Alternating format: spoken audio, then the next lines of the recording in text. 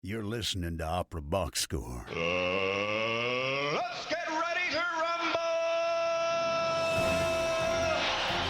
Wherever you are, however you're listening, it's America's talk radio show about opera. It's Opera Box Score. I'm Weston Williams, joined this week by Oliver Camacho and Ashley Hardgrave.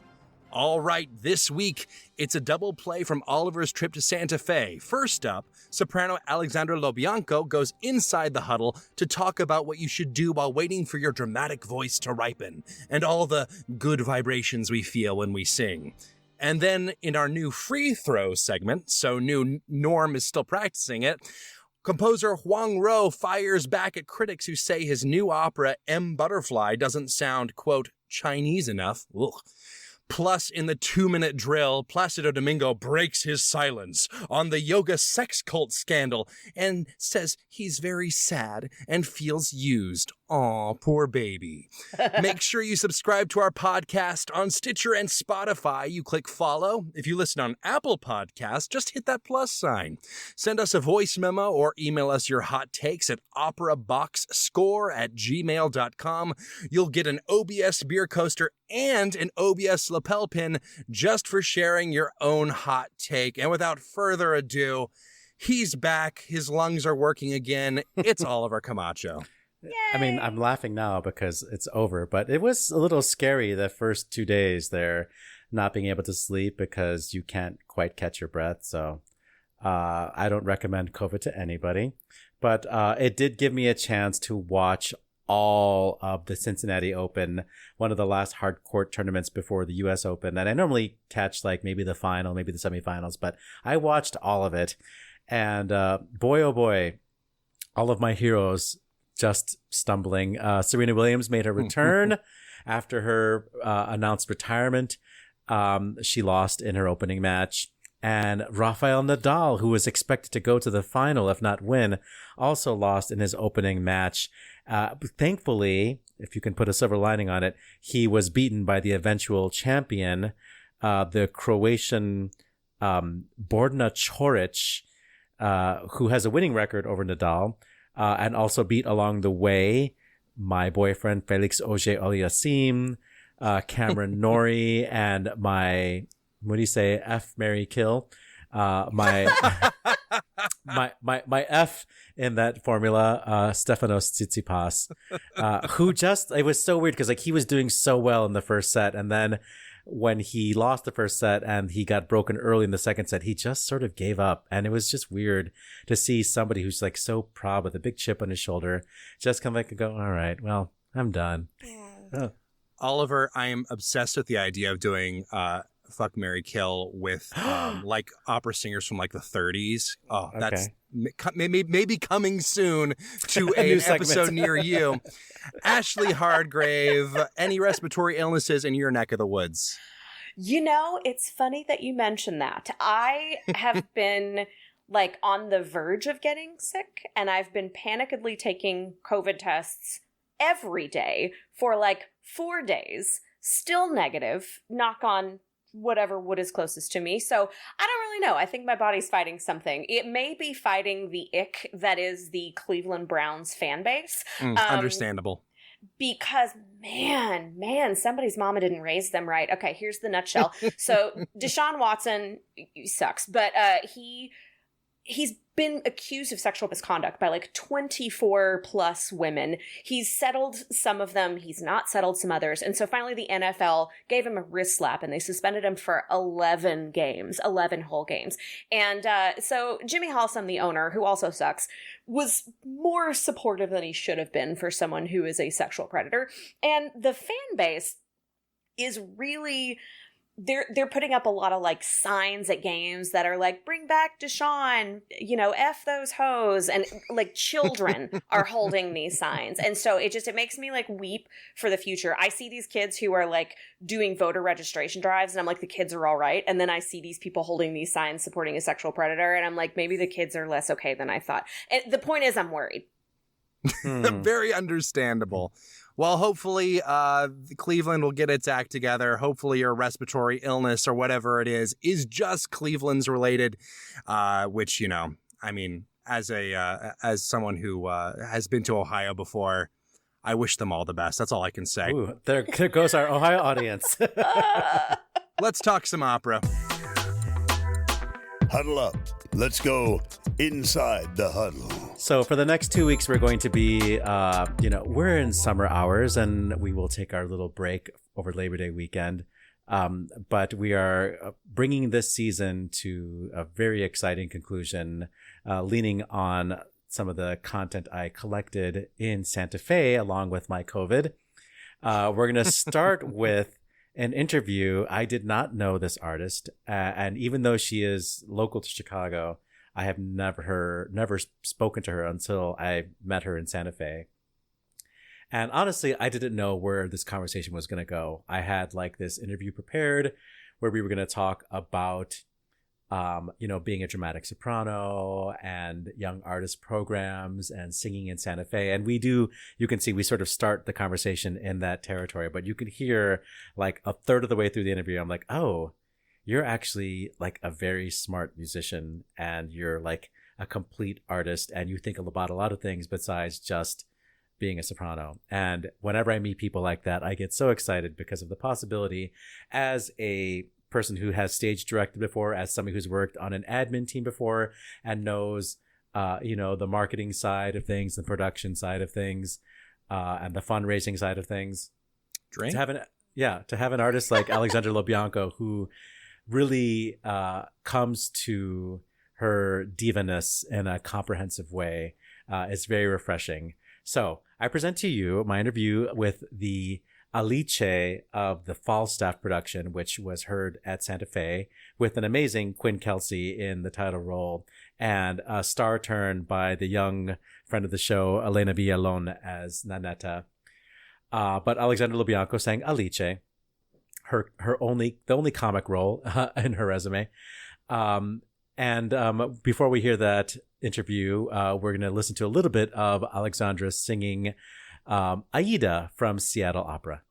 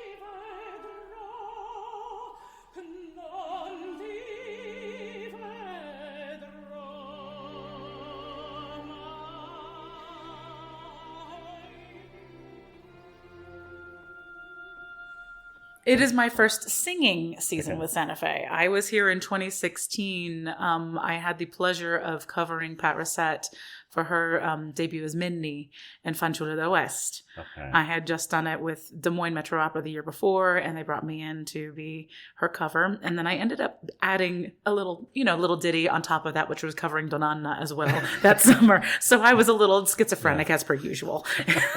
Two really easy roles. Totally. Very similar. Well, that sort of brings up the topic of like the repertoire that you sing. Tosca, Isolde, now I know Minnie. Yeah. These are not comic roles. No. They can have comic moments. Yeah. But in Chicago, we have heard you as Chrysothemis in Electra. You were covering Elsa Vandenheber. I was. And coming up soon, you'll be singing the mother in Hansel and Gretel. That's coming this season. Very excited. And that will be also Sir Andrew coming back. Oh, nice. It'll be wonderful to have him back in the pit. But you also, while you were in Chicago, covered for a Tosca in 2015. 15. Mm-hmm. And you covered Christine Goerke. I did. For the Ring Cycle, which never completed. I know. I'm sad. So these are pretty major assignments. And the disappointing thing, not for you, but for us, is that we don't have a lot of you like in your full flight, you know? It's true.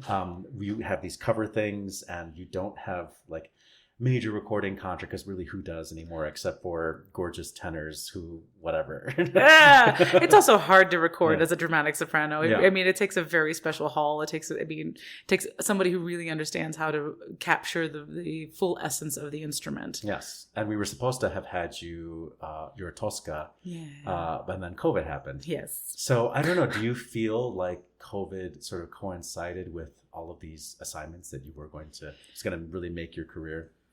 Honestly, I feel like COVID provided an opportunity that I didn't expect. Yes, I lost a ton of work. I was supposed to be here in Santa Fe. I was supposed to debut as the Foreign Princess in Rusalka. I was also covering supposed to be covering Isolde during that time period. And then I had some other really big opportunities like Lyric. And I had just made my debut at the Met in Rosenkavalier, just singing Mariana der Leitmetzerin. And I'm back singing that again this year. But it was a mixed bag for me. Yes, I lost a ton of work and I lost what could have seemed like a bunch of propulsion in my career. However, during the pandemic, I was very lucky to actually keep working quite a bit. I did a concert for Portland Opera. That was the Senta. No, the Senta was actually that was Baltimore Concert Opera, okay. And that was actually the day after I finished jumping in for Chrysothemis. I flew to Baltimore, and on that Monday, I was starting rehearsals for Senta. So my brain was still like, what am I doing? From Chrysothemis, and 2 new roles back to back, truly slammed, and my brain was a bit much. But Baltimore was doing a virtual concert, so I sang Ariadne for that, and then Seattle called me to jump in for a couple things, and the first thing was a cavalleria. They were doing just a semi-stage, like the big hits from Cavalleria Rusticana. For a video? For video and for distribution. And I went out there and I sang. Christina Scheppelmann didn't know me at that point in time, and we became very fast friends and really adored each other. And from that point on, I went back to Seattle 3 times in that period during the pandemic. I ended up doing the Cavalleria. I came back and I sang. We did a whole film version of Tosca that was released and did very, very well in Seattle in the Pacific Northwest. And then I went back and sang my first Brünnhilde with them to debut the next season in concert with Eric Owens and Brina Jovanovic and Angela Mead singing her first Sieglinde. And then me, little old me. who am I to be standing on the stage with all these incredible people? And Ludovic Moreau was conducting with the Seattle Symphony, and it was extraordinary. So while, yes, the propulsion kind of slowed down, it also picked up in a different way. Yeah. So maybe it's like the pivot from you being the girl that they call when they need somebody to being the girl that's on the playbill to start with. Your lips to the universe's ears. So Chicago, you had the Tosca assignment, you did the Isolde, but we talked about you covering Chrysothemis for Elsa Vandenhever, but really now you've become an Electra. I'm moving into that world, yeah. I can still sing Chrysothemis, and I love it because there's still beauty in my voice. And I love the lyricism of Chrysothemis. But I will say that Electra feels more like me, where I am now. And I will admit my age, because no one thinks I am as old as I actually am. I'm 44 years old. I'm allowed to be singing this repertoire. But do you feel like Electra is, I don't want to say voice wrecker, because you have good technique, it's clear, but do you have any concern about the demands of that role, the orchestration, the weird C's that come out of nowhere? Not really, because of that wonderful word you just said, technique. Uh-huh. I spent the majority of my 20s with my mentor working on technique, and I sadly didn't get to do as many young artist programs as many young singers get to. I was kind of sheltered and kept in a little box. But I also was a stagehand and a stage manager, and I ran lights, and I directed, and I did theater, and I did musical theater, and I did anything and everything I could outside of the opera world to learn what it takes to be on that stage. So when I walked on that stage, I understood how to find my light. What am I looking for? How do I respect the people that are behind the table? How do I talk to them and say thank you for the immeasurable hours that they spend outside of our rehearsal time when we're going, okay, 6 hours and I'm done, bye. Yeah. But granted, we spend tons of time outside of the theater as well. But the number of hours just spent crafting these extraordinary plots for the lights and the sets, and then our stage managers who spend hours cultivating paperwork after paperwork after paperwork. It's extraordinary. So my understanding of the whole industry changed because I've done the job. Yeah, I had no idea our conversation was going to go this direction, but as somebody who has produced and somebody who's stage managed and somebody who does marketing, I've tried all the hats, I recognize a diva and I know how to deal with a diva. It's totally fine. And because I also sing, I know what they need to feel more safe, even if they're behaving very badly. Yes. It usually has to do with some kind of insecurity. Totally. But here you are, somebody who has a very solid technique, who you say you know how to find your light. I mean, just like even somebody saying that, it's like, oh, okay, they know. Look, my first job was outdoor drama in North Carolina, 50 shows a summer, 6 nights a week, out in the outdoors, swallowing bugs and learning how to exhale the smoke from the fight call to learn to get a fresh breath. Yeah. I learned. Yeah. But I wonder if because you are so skilled and because you have such a low diva factor, if that makes people not be intimidated by you or not be, not think, okay, well, she's the one that we've got to get. It's like there's something about the diva persona that almost makes them like attractive. It's like, she's clearly a diva, so, she's probably sings really well too, I think there's a little bit of that perhaps, but if that's the reason I'm not getting a job, then is that the job I want? Yeah. That's the question I always have, because I love talking to people. I love doing what I do. I love telling stories. I don't really consider myself an opera singer as much as I do a storyteller who heals. Because when I wanted to be a music therapist and I wanted to be an orchestral clarinet player. That was my first love. And what we do on that stage, because there is no amplification, it can be so transcendent of the body of the audience. The way we resonate, physically resonate when we're in the hall with the person. Can't get this over video. You cannot. You can't get this over the video. And video is very important. It's a very important part of our industry. However, my hope is that we can really encourage people from the video to come in and experience the actual sensation of sound wave hitting them, because it's transformative. What we do is literally molecular reorganization. We know from science that when a sound wave hits an object, it can change the molecular structure. That's been proven scientifically. So what we do as opera singers literally change the molecular structure of our audience. I hope that they come in one way and leave another. And if only one person says, I felt something I didn't know I needed, then I've done my job.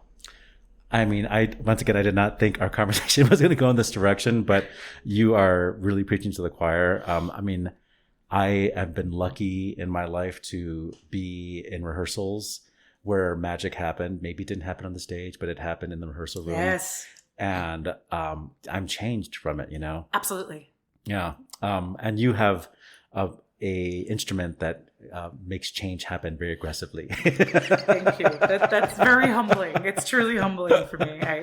After being told for so many years that I really wasn't very good at this, and I probably would never have a career in it, to have fought so hard and so long to get to where I am, it's very humbling to hear that. I mean, you're gonna make me cry because your voice is really just so beautiful and so impressive. I think people hear your voice are like, where have you been? You're going to make me cry. Thank you. Well, at least we'll get to hear you sing Mother in Hansel and Gretel in Chicago, but I would have loved to have heard your Tosca. We got Michelle Bradley, which was stunning. Yeah, stunning. I'm actually covering her in the spring for the Aida at the Met. Oh wow! Once again, the girl you call. I'm okay with being the backup. I'm good. I have no fear. It seems I was a competitive horseback rider when I was younger. I know what it means to get on something and just go. So, Can you talk a little bit more about just the patience, and now that you're a teacher, how you mentor your singers to just understand that things take time? It really does. The gift that my mentor, her name is Carol Kirkpatrick, gave me was the gift of understanding that each one of us is an individual, and it takes the time it takes. The time it takes as a singer to process through, this is what I was doing as a young singer, this is what I need to be doing, and how can I make it my default process? It takes time. It usually takes about 2 years just to get to the default. As I've been teaching for over 15 years. My mentor, when I started studying with her, I would travel back and forth from North Carolina at the time to New York, and I would arrive on a Monday and leave on a Friday. I would have 6 lessons in 3 days, Tuesday, Wednesday, Thursday, and I wouldn't leave her studio. I would sit in on everyone else's lessons and listen and sit at her side, and she would ask me, what do you hear? What are you understanding? And I learned to teach as well as to sing. And I had the honor of working with her mentor before he passed, who was Herbert Grossman, Maestro Herbert Grossman, who happened to be one of Toscanini's assistants. And so he was the first person to push me from being a technical singer to be an interpretive singer, to understand what it meant to go past your understanding of beautiful line to utilizing text to interpret, and how that functions within technique, and how it can make your technique fall apart for a second, make you scared. And then your voice cracks and things happen organically that are because of the text, not because you're trying to do something interesting. And then as you're talking, I want all the conductors and all the stage directors to hear this interview, because you are like the dream colleague, because you are a great musician. And like you already said, you played clarinet, and you have you are musical and you are a good musician, but you also are looking at the extra musical things, which I think we're all, as people who produce work, we're always trying to get the artist to see, okay, yes, you did that beautifully. Yes, you sound great, but look, there's more. Yes, there's more. Yeah. There's that little bit of, it can be a little aggressive, it can be a little ugly, but it doesn't have to fall out of alignment. Mm-hmm. There can be moments of it falling out of alignment, which also helps with verismo. Mm-hmm. I mean, but there's a difference of utilizing a verismo crack versus a Verdi. You know, and when Verdi wants something to crack, he shows you by the interval, and it gives you a certain consonant to utilize, and it's fascinating. Puccini, I also with the Rubati and Puccini, it's extraordinary to see the push and the pull, but it's because of what's being written, and to be able to use that text to bring out something that's you're going into in the orchestra, and to be listening to the colors you're pulling from the orchestra into your voice. And okay, is that the English horn or is it the bassoon? What's the color that I'm listening for? Oh wait, it's actually a French horn. I'm dumb, you know. You're not. no, but I that moment of what am I listening to? Oh, yeah. That's this instrument, and being able to pull from the orchestra. Why? And ask the question, why? Why did Puccini, Verdi, Mascagni, whoever, Mozart, utilize that instrument at that moment? What is the emotional context that I'm pulling from the orchestra into my sound to continue the line of the intention of the text? Because they're all those beautiful instruments are so evocative of different emotions. And the thing is, there's 2 things there. One, you have to listen as a singer. And that's very hard for people who are so focused on their own instrument, remembering their words. I mean, it's a lot of remembering their staging, you know. But then to also listen, I think is not everybody knows how to do that. And then also to be a good enough musician to understand what does the French horn mean? Yeah. What does the clarinet mean here? And then even to think about historical aspects of these things, what does the oboe mean? What does the trumpet mean? I mean, I'm a Baroque person. Yes. And a bel canto person. And I think one of the reasons why I love that repertoire is because we don't have these Strauss orchestras where you have like this gigantic palette to choose from. You have like these limited instruments. And I know what the affect those instruments are going for. Even Mozart can be pretty complex, but it's still within a certain range. But you start getting to composers like Strauss or Wagner, and it's just so overwhelming. Like you sing Mahler beautifully, by the way. Thank you. It's so dense, and I'm not a good enough musician to hear what I need to be doing to make it musical. Wow. And I think there are people who just have voices who like they can sing it and it sounds impressive, but I'm still bored. But it really does take somebody like Michelle de Jong, right, who is such an incredible musician. When I hear her sing Mahler, I'm like, oh my God, this is so gorgeous. There is something intrinsic about the connection as an artist that everyone brings to the table, because each one of our souls is made up of composites of universe. I mean, matter is neither created nor destroyed. So if we think about it that way, we're just reinterpreting a universal aspect and sound. I mean, I'm going to go completely woo-woo on you and say that I think about creation stories, everything from the Big Bang to the Christian idea of God spoke, and there's always sound involved, and sound has been here since the beginning of time. And if what I do as an authentic interpreter of the universe is that I'm just allowing the eternal to pass through me, if I'm in that space and I'm open enough, that's my job. Yeah. I mean, I'm just thinking about you as a musician, as complete as you are and as complex as you are. And I wonder if you understand the quote unquote dumb singer. And like, I'm doing air quotes here because no singer is dumb, because we do so much work. So I'm not calling anybody dumb, but there are these people who just have voices and people hear them. It's like, that's just God given, natural. And they just jobs. Absolutely. And it's a gift. Mm-hmm. And I think those singers are extraordinary. I wish I was one. I'm not. Mm-hmm. I'm absolutely not. I had to be trained. I had to be rebuilt. I had issues with my tongue because I had braces throughout middle school and high school. So my tongue had been trained to sit far back in my mouth. So everyone thought I was a mezzo. There was a lot of technical problems in me. I came with a tight jaw from playing clarinet for so many years. I came with so many other issues that I confused people because I had this dark, rich voice and it was stuck down in my throat. Granted, I sing in my throat now, but it's not stuck in my throat anymore. But because of that, it wasn't until I met my mentor I met her in 2003 at the very first classical singer convention. She was just selling her book, but there was something about her, and she saw me. She saw my soul. That's the best way I can say it. And I connected with her, and she scared me and also enthralled me. And my first lesson with her, I did one exercise, and she looked at me and said, well, number one, you're using about a third of your voice. Number two, you're a soprano. And I went, no. No. And we fought about it for the next couple of years. It wasn't until I had my first coach, God, was Nico Castel. Oh.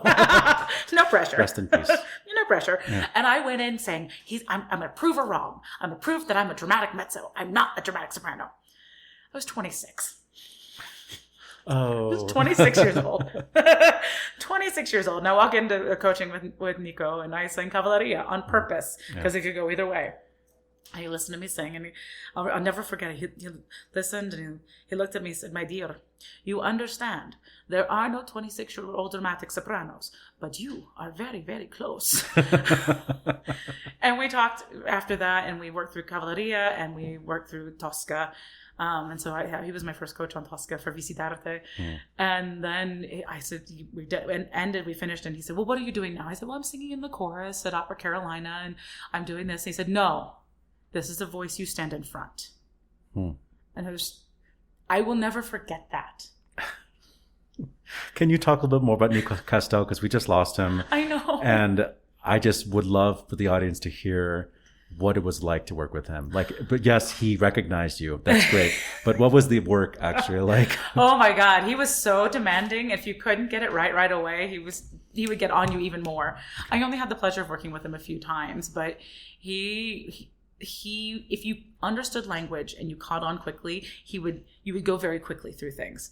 If you didn't, he would be more and more demanding. And if he wasn't happy with your preparation, he'd tell you to get out of the studio. Wow. Yeah. But did he stop and do like history of a word type of moments? Not really. Okay. Because you look at his books, it's like, oh my God, of course, they're Yeah. so incredibly rich. Yeah. But I didn't really need to, because we weren't working on that aspect. He expected you to come in knowing. Okay. He just kind of expected, if you're coming to work with him, you know what you're doing. Okay. I guess so. Yeah. Not everybody's like, what is Nico Castel's rate? It was very special. It was very, very special to have him as my very first coach. It's very heady now, because at the time I was green as all get out. I don't come from a family of musicians. Yeah. I don't come from a family of people that, understood this industry. I was encouraged to make sure to get an education degree, something that I could make sure to fall back on.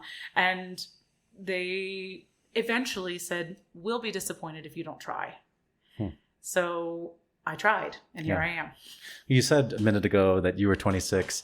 And is Elena Villalon even 26 yet? She's like 19 She's or 24. something. She's 24. She's amazing.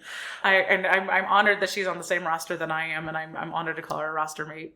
So She was stunning. I know that Verdi doesn't, in this opera, you don't get that many moments to be stunning, but she took it. And she take it. She gets that moment and runs with it, as she should, because it's exquisite. Yeah. The line that she spins is just... Yeah, and the risk she takes, Yes. I love it. It's just gorgeous. It's sublime. It's truly sublime singing. So, in the few minutes we have left, I want to keep it positive, but I do want to hear, since you have so much to teach and you have worked so hard to develop your craft, what do you think? Let's set aside Santa Fe, because we know Santa Fe is an amazing company and a lot of their singers get to come back as principal artists. Yes. And so they're doing it right. But what do you think about the Young Artist Program and what people who are trying to break into this career should accept from them and what they shouldn't accept from them? Oh, that's so hard. Yeah. I mean... And you don't have to name names.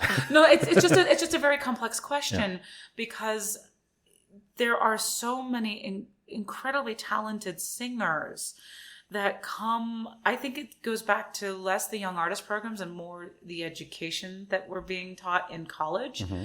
I don't think singers are being given enough in college. I don't think the demands are high enough on them. What would you like to see improved? What areas? I would love. Okay, so soapbox moment. Soapbox moment. So I'm sorry, I'm going to say this, and I will never get a job at a university ever. Or you can build your own program. I only had an undergraduate degree anyway, so I'm one of those dumb singers. Yes, we know. But no, I think the first year of a student's life as an undergraduate should just be learning things like the Vaccai or the Lamperti technique or the Marchesi, because those were accompanied. Every instrumentalist comes with etudes and things of that nature before they ever get to repertoire. And you have to learn to play lyrically. You have to learn to play your dynamics. All of the things before you actually access your repertoire. You've done etudes upon etudes upon etudes. Then you get to excerpts, and then you get to play. Mm-hmm. I agree with you. Yeah. Nobody knows how to make music, by the way. No. Like, nobody knows a phrase. Nobody knows. But if you go to those beautiful Lamperti, Marchesi, Cancone, all those wonderful exercise books, they're not just exercise books, they're etudes. And they are accompanied. They are supposed to be accompanied. Mm-hmm. And if we can learn to do those things in the slow manner, it is it's extraordinarily, what's the word I'm instructive, looking for? Like what's the word I'm looking for? Something that it's tedious. That's the word I'm looking for. It's tedious work. Okay. And it would weed out some people. and I'm not trying to say that no one should follow their passion, but there are a lot of us in the industry that start saying, I love singing. This is amazing. And we come into it and I'm going to say the inappropriate thing and say that singers are easy money for schools. No, that's not easy. That's the truth. So, yeah. So I find it hard that we don't have a better way of really cultivating artists, not just singers. Yeah. So, I would love to hear more. So many thoughts. Yeah. Sorry. But because I actually agree with you. I think that if we had a process of weeding out the people who are just singing because they, for lack of a better word, don't have anything else to do, but like want to be on stage and like have a pretty instrument, those people usually fall off in their 20s anyway, once they realize that there's work. And it is a job. Yeah. And then when they are like the star of their small town, then they go to, a big name conservatory and they realize that they're just middle of the pack or bottom of the pack, and then they get discouraged that way, or they do their first job and then they realize, oh man, like I have to rehearse, I have to practice, I need to memorize. And they realize this is a lot of work. And I did what for $500? Yes. Yeah. I remember going to my first job was with the chorus for Opera Carolina. And I was living in Boone, North Carolina, going to finish my degree at Appalachian. I would drive 2 hours down from Boone to go to rehearsal for maybe an hour and a half, sometimes 2 hours, maybe 3, to drive 2 hours back for maybe $200 for a production. But it was worth it to me because I wanted to do that. And it was really in that first job where I remember sitting out in the house. It was Cold Sassy Tree. I'll never forget it. Watching the principals work, going, that's what I want to do. That's it. That's what I want. My colleagues in the chorus were back and hanging out in the green room and having a good time. But I was out in the house just glued to what the principals were doing. That's when I think it really hit me how much I wanted to do what I do. Well, I hope a young singer who is in the audience for one of your shows can hear that story. And know that you schlepped it for $200. Yeah. but you were inspired. Yeah, absolutely. And it's not about the money. It's about the passion. It's about how I do my job. It's about getting to tell these incredible stories.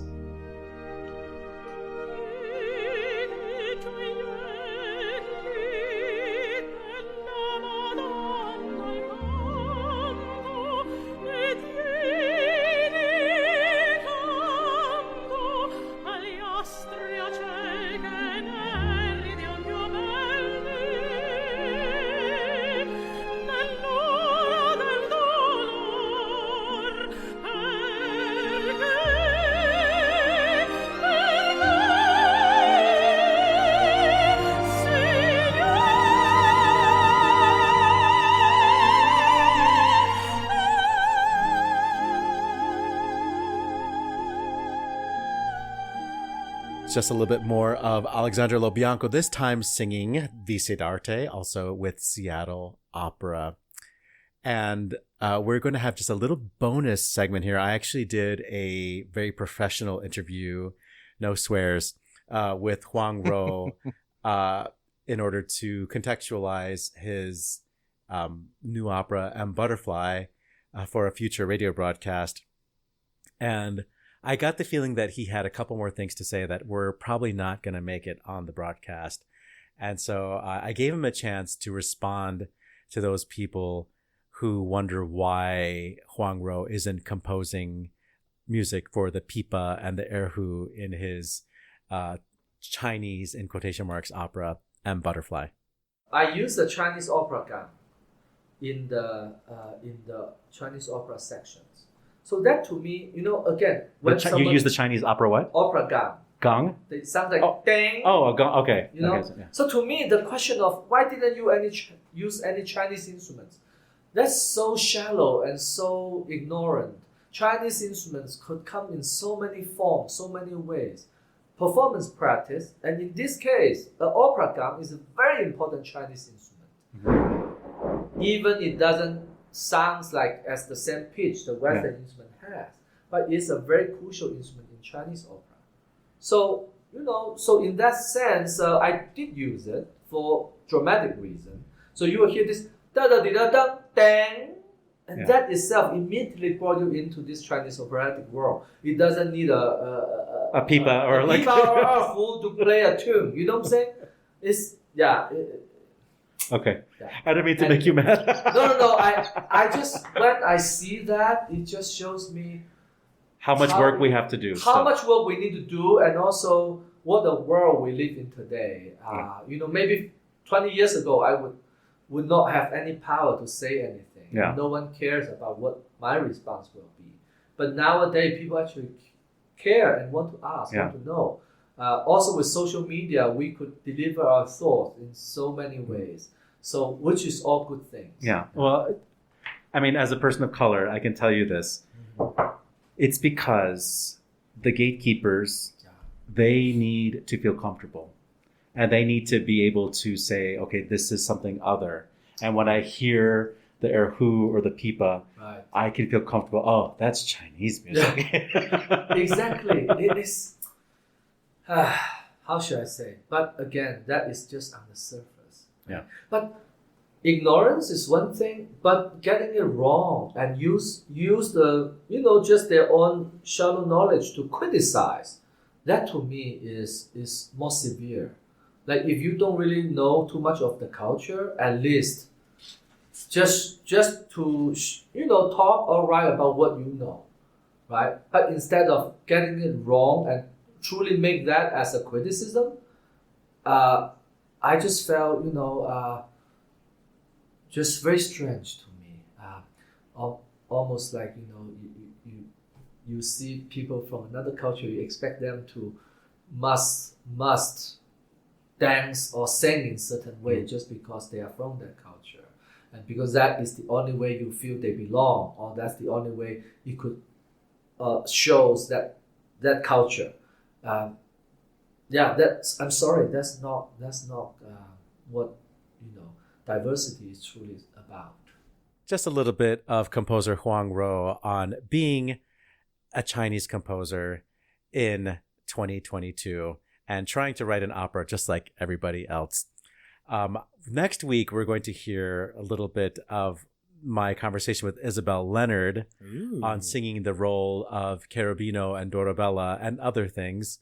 But the main attraction for next week is going to be my feature-length interview with Speedo, with Ryan Speedo Green, the cover boy for the 2022-23 Met season. That's coming up next week.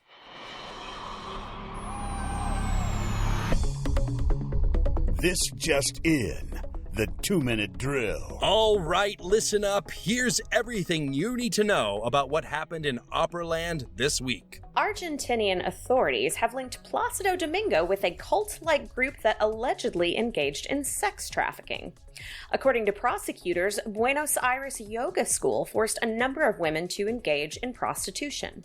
Placido didn't commit a crime, nor is he part of the organization, but rather he was a consumer of prostitution, said a law enforcement official. In response, Spanish political party Mas Madrid has called on all Madrid institutions to remove Domingo's name from the many awards the tenor has accumulated over his lifetime. The board president of the Metropolitan Opera is facing questions over relics which the Cambodian government claimed have been looted from one of the country's sacred sites. The art newspaper claims the Khmer relics are now allegedly in the home of Sloan Linneman Barnett, whose mother Freda is president of the Met Board. The family has not been accused of wrongdoing and has not yet responded to media questions. The chief conductor of Moscow's Novaya Opera Theater has resigned. Valentin Yuryupin is Ukrainian and has been vocal in his opposition to the Russian-Ukrainian war. He wrote in his resignation letter, quote, "As you probably already know, some time ago I was forced to resign for very good personal reasons. To say I'm sorry is to say nothing. For me, this is a big and absolutely forced loss." A transgender employee is suing Cleveland Orchestra for discrimination. Rem Ransky claims that the orchestra's third-party healthcare administrator discriminated against her when it refused to cover a surgery because she's a trans woman. The healthcare firm claimed that her surgery was, quote, not medically necessary. An investigation found that the orchestra had a clause in its insurance policy that excluded, quote, any treatment leading to or in connection with transsexual surgery. And this is why we revisit old antiquated laws. You hear that, Congress? In trade news, Pacific Opera Victoria's conductor Timothy Vernon will step down next year from his position as artistic director.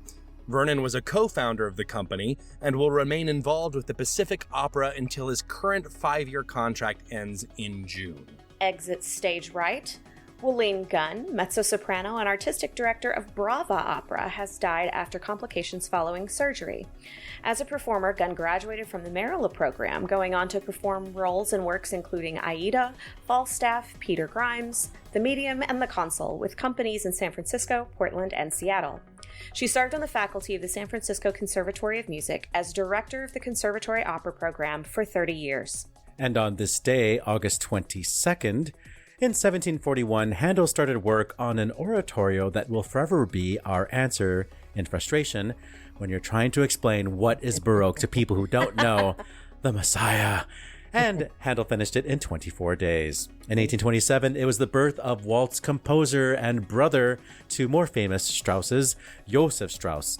In 1831, it was the birth of English tenor W.H. Cummings, no relation to our friend Matt.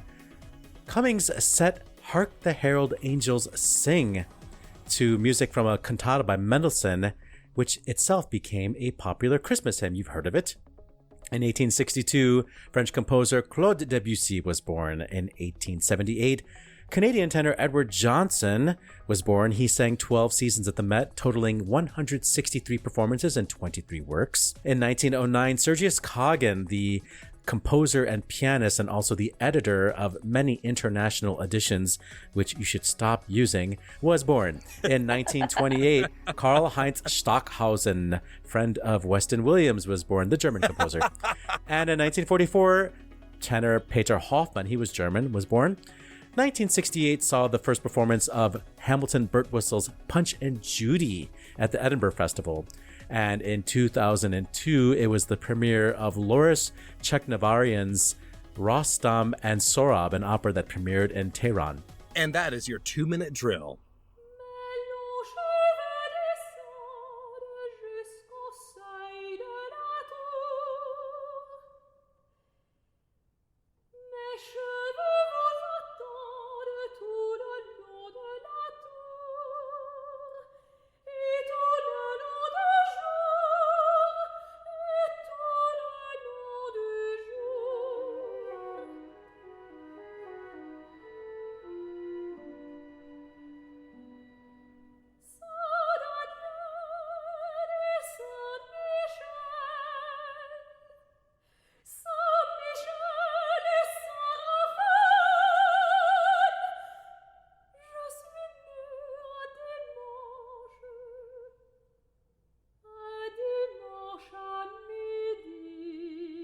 Acknowledging Debussy's birthday, just a little bit of a girl combing her hair in a way that only a French girl can. Mes longs cheveux descendants, Mélisande's hair combing song from Pélias et Mélisande. That was Sabine de Vieilly from her album Mirage, which is recorded with the period band Les Siècles, led by Francois Xavier Roth.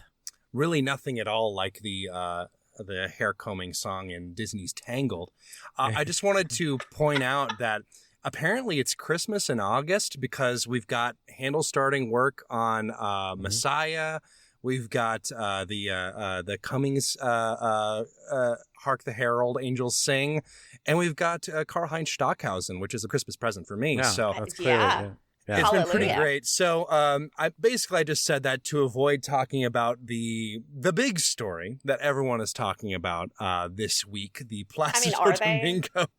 Well, I for one, my feed has been just absolutely full of it because it feels like it's like you remember Weekly World News? It feels like one of those stories, like a opera singer caught in sex cult scandal, except it's apparently real. This is, so I should say this is all allegedly, and even the investigators seem to think that, Placido Domingo didn't do anything illegal, this time. Although who knows by the time this episode comes out, if that stays the same way. But apparently there's this quote unquote yoga school, that was operating in Argentina, which was actually a front for sex trafficking, sexual exploitation of its members, and there were a few classical music people associated with it, including I believe the link to Domingo was a pianist. Oh, I'm completely blanking on her name. Starts with an M. But basically, in the course of this investigation, investigators found a couple of wiretapped calls between Domingo and this pianist and some other people at the organization, talking in sort of suspicious ways about meeting for dinner and then going separately so they're not seen together and all of these sorts of things. I believe Placido Domingo actually responded not too long ago, saying that he thought that he was betrayed. He felt like these were just musicians, which clearly doesn't seem to be the case. Like he seems to have been, as the comment says, was a consumer of prostitution. Again, we don't know exactly what's going on. Not all the information is public yet. But I think this is a really interesting twist, considering the Domingo's reputation since, the last year or two, after all of the credible accusations of sexual harassment. And I'm sure Ashley has at least one rant for us on the subject, so I'll hand it to you. It's not even a rant. It's just a point that makes this a little bit more sticky and a little bit more oily, although oil would unstick the stick. My metaphor's off the rails. No, the point is this, is that, when we hear this and like Placido being connected to, being a consumer of prostitution, we want to put an American, set of standards and morals and legal eyes on it. But see, here's the kicker. Prostitution is legal under federal law in Argentina. Yeah. So it's not that there was actual prostitution happening. It's that it's alleged that the people that were doing said prostitution were doing it against their will because they were trying to be a part of this community. Exactly. So that's the place where things get a little bit sticky, but officially, sex work is work, even though it may not yet be legal under American laws, it is legal in Argentina. But Placido was gross to begin with. So this just, it doesn't add anything good to his current reputation, to the point where I thought it was really interesting that this political party, Mas Madrid, I don't really know how influential they are or what the rest of their platform is or what their motivations are, but I think this is the first time I've seen something from a European institution kind of going in and denouncing Domingo, because what we've seen, I think, ever since the allegations came out against Domingo, he's been basically banned from performing in the U.S. He has not had an opportunity to perform. No one will perform with him. But his career has continued on just fine in South America and Europe. So I'm almost wondering if this is maybe one step too far, where maybe finally over in the less puritanical, as they would call us over here, Europe, they might start being like, well, maybe a pattern of behavior is a pattern of behavior. Do you know what I mean? I would love to see some consequences for his actions. We don't know yet to what extent Domingo knew about the true intentions and machinations of this sex cult, as all the headlines are calling it. But certainly it doesn't help his reputation any here. I mean, with the rate things have been popping out in terms of like news and updates on this story, let's give it a couple of days. By the time this podcast drops, we're probably going to know more. Yeah, and we don't know which way it's going to go. So best of luck to us all. We have already heard from Domingo himself, who gave a non-answer to I guess it's like The View in Mexico. Right now, Domingo is singing a concert in Monterrey, and he was kind of like interviewed like guerrilla style, and he basically said, you know, that he feels used and he's sad and he thought he was working with musicians and like whatever. He played dumb and he played like he is the victim here. So yeah. I mean, like I said, we don't know yet. There's not like NPR and a lot of other news sources like, you know, shared this story, but we haven't heard much from the credible sources since the story first came out. And there's been a lot of speculation. So we can't really say what happened. But the fact that Domingo was a customer of prostitution, I'm not going to judge. You know, it feels very on brand for him, you know. But I don't judge that exists. Now, if these women were, forced into prostitution, if they're sex trafficked, that's something else. And right. Yeah, it's very Nexium. It's very Keith Raniere. Like I'm getting those vibes. Yeah, well, from one uncomfortable situation to the next, what is going on, Ashley, with this Cambodian relic kerfuffle with the Met? There's just so many things. Okay, so I'm gonna hit some of the high points. I'm gonna leave stuff out because this baby takes some turns, and you can actually read more about this in the two polar opposites of publications called The Post. New York and Washington have both done reporting on this. So the nutshell is there was an issue of Architectural Digest that came out last year that was Sloan Lindemann Barnett's home in San Francisco. And they were featuring it because this famous architect, Peter Marino, that's it. So Peter Marino had like done all this incredible work in remodeling on their home. So they took this photo and it was released in Architectural Digest. Peter Marino also featured a photo on his website, and somebody doing some investigation realized, these photos are the same, except for these pieces of artwork that aren't showing up in the Architectural Digest photo, but do show up in the photo that's on the architect's website. Wild. So a little bit of further digging. Basically, they were like, we airbrushed, we photoshopped these things out. And the things they photoshopped out were these Cambodian relics that were allegedly stolen from the Khmer people. And they actually, they said, yes, the magazine published the image without these relics because of an unresolved publication right around select artworks, which is a very fancy way to say some people think these are stolen and we don't want to talk about it. And the thing is, these artifacts, they came into the Lindemann collection from the Met board president's husband. He's the one that got them. He is now since passed on. But they ended up being passed down to Sloan, who's the daughter of the Met board president. They claim they got them fair and square. They claim that they're just part of their collection because they like collecting this sort of artwork. The Cambodian government's like, not so fast. These things were looted. These things were stolen. And also they contain the souls of our dead ancestors. So we want them back. So that's kind of where things stand at the moment. Again, I left a lot of stuff out, but like I said, it takes a couple of turns. This is the kind of like, I feel like every so often we get a story like this where someone on a board of an opera company or some arts organization, because they have so much money and influence, they get involved in something absolutely wild like this. And not to sound too much like a raging leftist here, but like, this is why we should be trying to, as far as we can, move away from having rich people control and pay for our art form. Because, oh man, this is this is something else.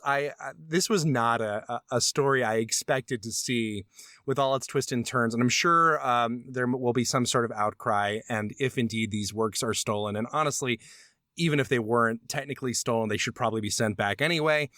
I would hope they do the right thing and send it back before they get the Met dragged down with them in this whole kerfuffle, because well, according to an story. anonymous source, the family has no intention of returning these artifacts. Like they're not talking. Yeah, well, yeah, that's the I repeat myself, the rich people. They're my Cambodian tchotchkes. I mean, that sounds a little bit like another, well, at least fake wealthy person who has said some documents are his and he gets to keep them. That's all I'll say. Topical. I wonder who you could be talking about. Apparently something's in the water. Speaking of, really just, taking stock of your institution and making sure that everything's kind of above board. I want to talk a little bit about this Cleveland story. Obviously, this is not an opera company. This is a symphony, but this is a rough one, folks. Just the fact that, first of all, that she was denied, healthcare anyway is bad enough. But then to go through the books that Cleveland had on this kind of surgery, referring to it as, as I said, my first reaction when I read the quote, excluding any treatment leading to or connection with transsexual surgery. First of all, you can tell how old that is because of the use of the word transsexual, which is, if you are not aware, please try to amend your language to not use that term anymore. Transgender is the preferred term at the moment. And the fact is that this is clearly, obviously, an old rule on the books. I don't want to accuse the Cleveland Orchestra of being knowingly and nefariously anti-trans at this point in time. Certainly they were at some point in time. But this is a good opportunity for all you opera companies, all you music organizations, anywhere where you have a payroll, really, to look through your old policies and find stuff like this that is still absolutely on the books in a lot of places and start chopping it out. This is something that should have been seen years ago and been like, that's going to be really bad for us once that comes in and hurts one of our orchestra members. We need to get rid of it now. And they didn't. Well, and this is one of the things that adds insult to the injury. So Rem basically has been an incredible employee for them, redone their entire website, totally transformed, that portion of Cleveland Orchestra's organization. She was initially approved for the surgery. They had a date set for the surgery that was in July. But on July 1st, they moved insurance companies. So the first insurance company was yes, all systems go. The second insurance company is the one that said it wasn't medically necessary. And that denial is what led to this investigation. So can you imagine you're on your way to realizing the truest form of yourself and you have a confirmation that it's going to happen, and then immediately it's snatched out from underneath you.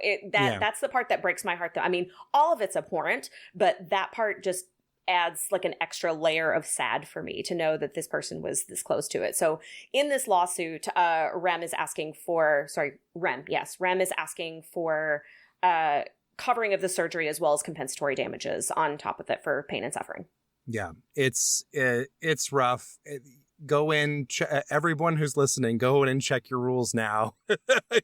Try to get those fixed, because this is something that should have been fixed long before it became a problem. And I mean, just to be explicit, this rule was added in the 70s, in the 80s, to be discriminatory. It was added to discriminate against something that they did not know, some other that clearly we've learned more about, the transgender community, and it's disgusting that something like this would be in a policy of an arts organization. I get it if you're Florida Board of Education, but Ohio or Cleveland arts organization. That's embarrassing. You should be embarrassed. As I said at the beginning of the episode, Ohio, you got to get your shit together. Oh, yeah. We're rooting for you, Rem. Let's wrap this show up. Good call, bad call on Opera Box Score. All right, good call, bad call. That's how we end our show each and every week, even if George isn't here. Ashley Hargrave, let's start with you this week.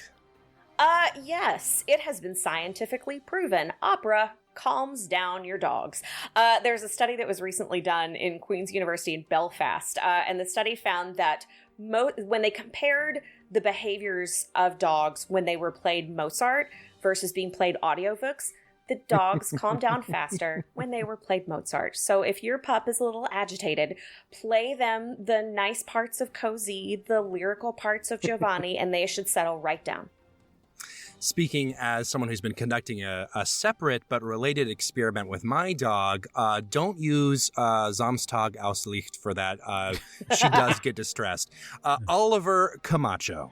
Well, speaking of Mozart operas, I just have to shout out the cast of the La Clemente di Tito, which was given in a concert version at Ravinia Festival. I was able to catch the final performance right before I took my COVID test and realized I probably should not have been there, but I was masked. And Emily D'Angelo and Matthew Polenzani, the whole cast was great. But Emily D'Angelo, 26 years old, singing Sesto, she brought so much special to that performance. She looked so amazing. And Matthew Polenzani brought so much detail to sort of a thankless Mozart role. It's a big role, but it's not a role you really like, oh, I'm like the Tito of my generation, you know? Like, he really added something special to that music, and them together made it a world-class Clemenza. And a friend of the show, this is on a different topic, friend of the show, Third Eye Theater Ensemble, will be presenting a world premiere, Han Lash's, it's actually a Midwest premiere, Han Lash's Beowulf, which will be stage directed by friend of the show, Rose Freeman. So you all know about Beowulf. I believe that many people actually in the cast of this show have been guests on Opera Box Score. So I should probably figure out naming all of them, but that's opening September 2nd here in Chi-Town. Beowulf, Third Eye Theater Company. Check out their website, thirdeye.com. I have a good call from George. If you look online right now, there is a clip from the popular game show Family Feud of an opera singer seducing Steve Harvey with Carmen. And while I have my very mixed feelings about Steve Harvey, it's hard to deny that he might be one of the most memeable people on the planet, and I expect this to be a meme by the end of the week, so you can get that to my desk by morning. I have one quick call before we go. I'd like to do a bad call to myself for being so hard on Ohio this episode. I really should have known better because, my parents are both from Ohio. But sometimes, that Ohio State, DNA mixes with that, competitive Bama, DNA, and, it just gets explosive. I get a little mad sometimes. So I just wanted to apologize to all of our listeners from the great state of Ohio. That is it for this week's edition of America's Talk Radio Show about opera. Our announcer is Norm Waddell, who can be found at normwaddell.com. Make sure you subscribe to our podcast on Stitcher and Spotify. You can click follow. If you listen on Apple Podcasts, just hit that plus sign. Send us a voice memo or email us your hot takes at operaboxscore@gmail.com. You'll get an OBS beer coaster and an OBS lapel pin just for sharing your own hot take. Our creative consultant is Oliver Camacho. Our audio editor is me. So why didn't I edit out all my ums? We'll never know. For our guests, Alexandra LoBianco and Huang Ro, and your co-host, Ashley Hardgrave, I'm Weston Williams, asking you to continue the conversation about opera as you double-check that your tchotchkes aren't accidentally from a sacred site, and if they are, give them back. We're back with an all-new show next week when Oliver talks to Isabel Leonard and Ryan Speedo Green. Plus, you get more opera headlines, more hot takes, and more disappointment from Cleveland. I'm sorry, Ohio. Join us.